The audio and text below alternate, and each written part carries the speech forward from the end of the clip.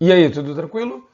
Bom, a gente vem para o capítulo final da Guerra Fria e o grande evento, ainda que não o último evento, seja a queda do muro, né? A grande questão é sempre explicar por que ele caiu daquele jeito, naquela hora. Bom, a gente no último vídeo terminou dizendo que o Gorbachev fez um discurso muito importante na ONU no final de 87, dizendo que os estados eram livres para tomar a decisão que quisessem. E eu terminei deixando lá o aviso de que algumas pessoas estavam muito atentas a essa fala.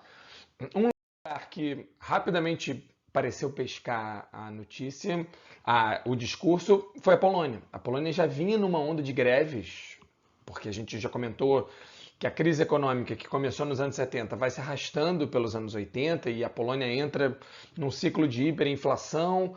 Você já tinha tido um ciclo de greves no início dos anos 80 que tinha sido reprimida, e aí agora no final dos anos 80 ela volta. E depois do discurso do Gorbachev, quando se percebe que ele não vai agir, que de fato os governos têm que tomar decisões sozinhos, o movimento popular cresce.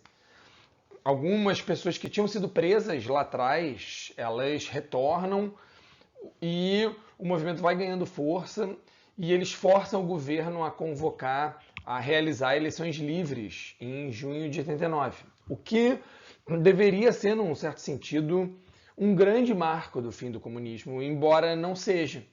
Em parte porque, por azar, no dia das eleições livres da Polônia, houve o massacre da Praça da Paz Celestial na China, um outro evento que a gente pode falar num outro momento, e aí a atenção da imprensa meio que se dividiu e o evento não ganhou a força e a repercussão que merecia, até porque o partido, digamos assim, ligado ao movimento dos trabalhadores, que era o Solidariedade, vence a eleição, elege um novo governante, elege um grande número de deputados, então é uma grande vitória, mas acabou não ganhando o relevo que merecia.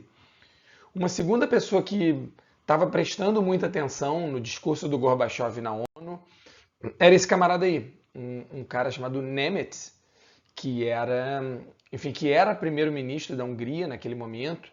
Também um cara de uma geração jovem, assim, devia bater mais ou menos com o Gorbachev, até ser um pouco mais novo. Ele tinha estudado economia fora, então ele tinha umas ideias bastante, digamos assim, mais do que reformistas, né? Ele falou muito sobre esse assunto depois. Ele dizia, ele detestava o comunismo, ele queria, enfim, terminar aquilo. E aí ele se fez de leal, enfim, aquela coisa de acabar com o sistema por dentro. Ele acaba chegando a primeiro-ministro, porque era visto como um economista capaz de mudar aquele jogo. E ele vai fazendo pequenas ações de abertura dentro da Hungria, liberdade de preço, liberdade de associação, partidos políticos, um pouco na própria onda do Gorbachev, da perestroika e da glasnost. Só que depois do discurso do Gorbachev, ele decide abrir radicalmente. Mas para salvar o pescoço dele, ele chama o Gorbachev para uma reunião e ele diz, olha, estou pensando em realizar eleições livres. E aí ele conta essa história, é muito legal. Ele diz que o Gorbachev dá um esporro nele, levanta do sofá, bota o dedo na cara dele, diz que ele é um irresponsável, que isso ia botar tudo a perder e tal. Fala durante, sei lá, 10 minutos. E ele pensando assim, pô, é um hipócrita, disse que a escolha era minha e tal, mas já tá aí me proibindo de fazer as coisas. Até que o Gorbachev senta no sofá e diz, bom, mas você que sabe, a escolha é sua. E ele aproveita, deixa e diz, olha, a fronteira que separa a Hungria da Áustria, a Áustria é um país livre ocidental, e a Hungria fazia parte da cortina de ferro, era parte do bloco soviético. E aí ele diz, olha, a fronteira que separa a Hungria da Áustria é, enfim, separada por um arame farpado que está estragando, eu preciso que você me mande outro, porque era dever da União Soviética manter essa fronteira. E o Gorbachev tinha mais o que pensar, né? Cara, o mundo desabando e tal, e ele, cara, arame farpado, sei lá, se vira, né? Faz o que você quiser. Ele, opa, guardou essa informação no bolso. E aí o que ele faz? Tem uns passos a mais, que eu não vou contar aqui, é uma história cheia de detalhes, mas no fundo ele vai até o arame farpado e transmitindo ao vivo, junto com o governante da Áustria, ele corta o arame farpado e anuncia a abertura das fronteiras. A partir dali, qualquer um poderia passar da Hungria para a Áustria livremente, o que significa que qualquer um podia sair do bloco soviético, do bloco comunista, para o Ocidente. Cara, essa notícia deixou as pessoas assim, enlouquecidas. Em 4 dias, mais ou menos, em menos de uma semana, mais de 250 mil pessoas se encaminharam para a Hungria para passar para a Áustria. Se iam ficar lá para sempre, se não iam, não se sabe. O fato é de que era difícil você conseguir uma permissão para sair do bloco comunista, porque os governantes sabiam que você não ia voltar e que havia grande chance de você não voltar. Podendo ir, talvez eles voltassem, quem sabe. Mas o fato é que não só muita gente foi para a Hungria para passar para o bloco ocidental, como boa parte dessas pessoas eram alemães, que queriam ir para o outro lado da Alemanha, rever a outra parte da Alemanha. E isso foi, digamos assim, isso assustou os governantes da Alemanha Oriental, que começaram a bolar um plano, dizendo, olha, não precisa fugir para a Hungria para ir para o lado oriental, a gente vai abrir. E aí, também é uma situação que vale contar em detalhes depois, mas assim, o homem do governo que foi lá, como é que fala, o responsável pela comunicação do governo, o porta-voz do governo, foi dar uma entrevista e disse, olha, o governo planejou aqui abrir a fronteira aqui de Berlim para os berlinenses do Oriente passarem para o Ocidente. E aí algum repórter pergunta, mas quando começa isso? E o cara não sabia dizer quando começava.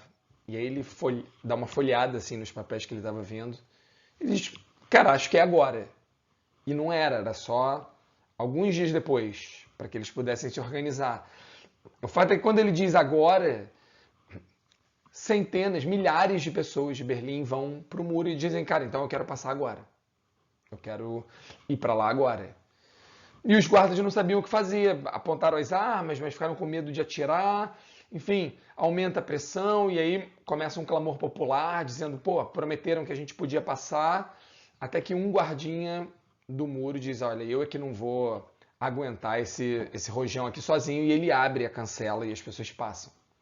Ou seja, é muito importante isso, né? No fundo, o muro foi derrubado pela pressão popular. Se tivesse sido uma ação do governo, isso poderia passar para a história de uma outra maneira, mas embora o governo tivesse anunciado que ia deixar passar, houve uma pressão popular, então foi uma vitória do povo, é uma coisa que faz diferença no meio prazo, no médio prazo.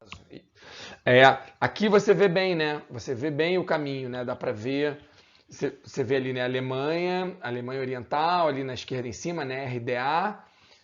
Aí os alemães iam para a Tchecoslováquia, depois iam para a Hungria, depois iam para a Áustria para voltar para a Alemanha. E aí, enfim, quando finalmente cai o muro, você podia pensar, bom, mas até agora a Polônia fez eleições livres, a Hungria anunciou eleições livres e tudo bem, a Alemanha abriu a fronteira, mas não acabou a Alemanha ainda tinha outra, e tem vários outros países. Mas o que é mais impressionante é que quando a Alemanha abre a fronteira, primeiro o muro, depois a fronteira entre a Alemanha Oriental e Ocidental, e o Gorbachev não faz nada, fica muito claro que a União Soviética não vai intervir. E aí, em menos de um ano, todos os países do bloco derrubam o comunismo. Alguns de maneira violenta, alguns de maneira pacífica, alguns com o próprio governante fazendo parte da transição, outros ele sendo derrubado, em alguns casos ele sendo derrubado violentamente. O fato é que em menos de um ano acabou tudo ruiu. Sobrava só a União Soviética. E o próprio Gorbachev ficou numa situação insustentável, porque se ele já vinha sofrendo pressão antes, lembra, a gente falou no outro vídeo, a população queria cada vez mais abertura, mais liberdade política, liberdade econômica, e o Partido Comunista e os militares se sentiam cada vez mais incomodados. Quando ele perde a Alemanha e em seguida perde o bloco todo, a sensação dos comunistas e dos militares é, olha, ele perdeu o controle. E aí eles dão um golpe militar. Eles sequestram o Gorbachev, não anunciam isso claramente, dizem que ele está indisposto, que ele vai tirar férias e tal, mas claramente ele desapareceu. Ficou muito claro que alguma coisa tinha acontecido. E aí há esse golpe, eles anunciam que, enfim, haverá um governo provisório enquanto a situação não se resolvesse. Mas os russos não aceitaram a situação, foram para as ruas, novas lideranças apareceram, o Boris Yeltsin é o grande nome desse momento, pressionam o exército, que não tinha bem um plano B, eles prenderam o Gorbachev sem saber muito bem o que fazer com isso, e acabam tendo que soltar o Gorbachev. Solta o Gorbachev, mas ele próprio percebe que não há mais nada.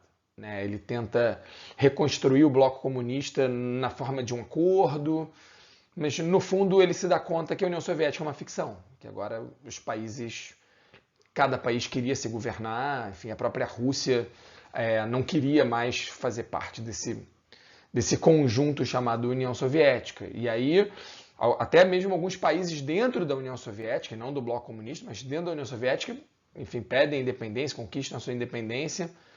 E aí o Gorbachev se dá conta de que acabou. E ele mesmo assina o fim da União Soviética, entrando em vigor ali no dia 31 de dezembro de 1991.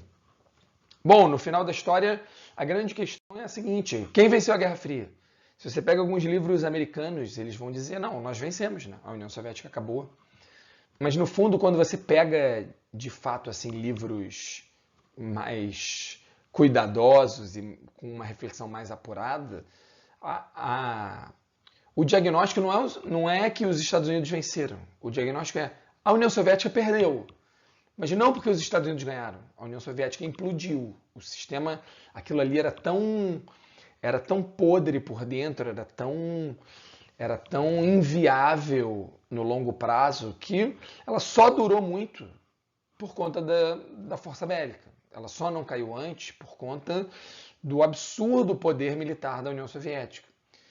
E, tendo esse poder, só havia uma maneira da União Soviética cair, que era por dentro. Nunca ninguém ia vencer a União Soviética, porque ninguém ia se arriscar. Só havia uma chance dela ruir, que era ela ruir por dentro. Qual é a chance de alguém assumir o poder da União Soviética e conduzir ela à sua autodestruição? 1 em 1 milhão. E foi isso que aconteceu com o Gorbachev. Não que ele tivesse pensado em destruir a União Soviética, mas ele sabia que aquilo precisava mudar. E, no fundo, ele depois, fazendo análise da situação, viu que não havia outra saída e que qualquer coisa era melhor do que aquilo que havia. Né? Então, no fundo, é isso. Na Guerra Fria, ninguém ganhou, mas a União Soviética perdeu. É uma maneira de ver. Beleza? Então é isso. Forte abraço.